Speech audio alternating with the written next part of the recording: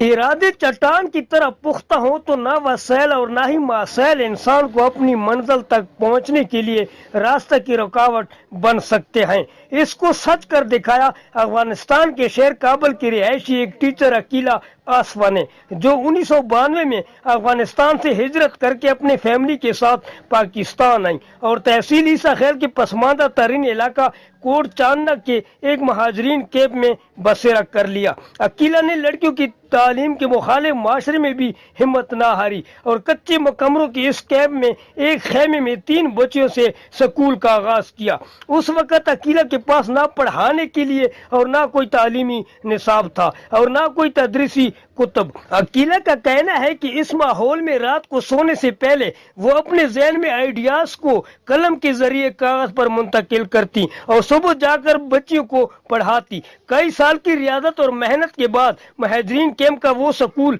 Primary, middle और अब high तक जा पहुंचा, जिसमें आजकल 200 तलबा तालीम की रोशनी से रोशनास हो रहे हैं और इनके जलाए हुए चिराग की रोशनी दूर दूर तक फैल गई, जिसके नतीजे में 23 साल पहले खेमा स्कूल से इब्तिदा करने वाली इस आज़ीम मुअल्लिमा की खिदमात के इतराफ में अक्टूबर 2015 में अक़वाम मुत्तहिदा की तरफ से जनेवा में नन सन रिफोजी अवार्ड और 1 लाख अमेरिकी डॉलर से नवाजा गया, जबकि 2016 में दुनिया के 10 बेहतरीन टीचर्स में भी इनका नाम शामिल किया गया। कैमरामैन और साथी रिपोर्टर नूर पराचा के साथ इस्माइल पराचा, सिटी न्यूज, ईसा खैल। हम लाते हैं टॉप न्यूज, आपके फेवरेट टॉक शोज और अनलिमिटेड एंटरटेनमेंट सिर्फ यूट्यूब पर।